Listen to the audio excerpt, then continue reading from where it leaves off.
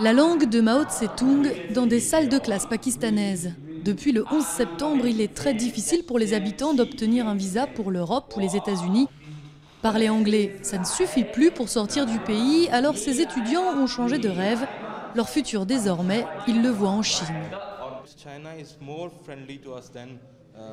La Chine est plus amicale avec nous que le Royaume-Uni. La Chine nous aide beaucoup.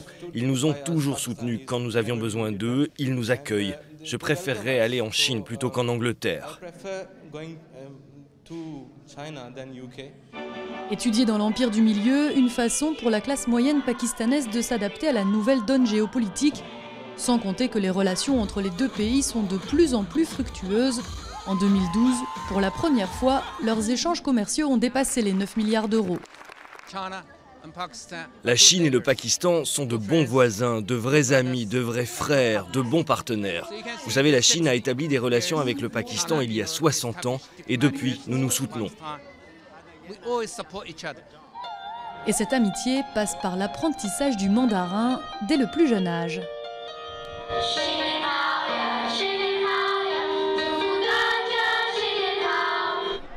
La demande de cours de chinois augmente à chaque rentrée scolaire.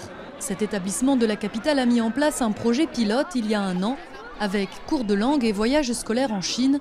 L'objectif, étendre ce projet à 200 écoles primaires du pays, mais il n'y a pas assez d'enseignants pour répondre à la demande. Au Pakistan, nous avons 6 000 étudiants qui apprennent le chinois, mais seulement 50 professeurs.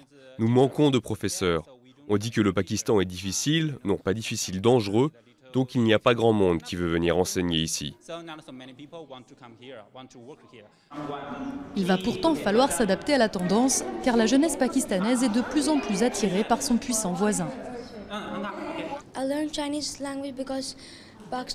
J'apprends le chinois parce que nous sommes amis, le Pakistan et la Chine. Parce que le chinois est une langue d'avenir et que la Chine sera la prochaine puissance mondiale.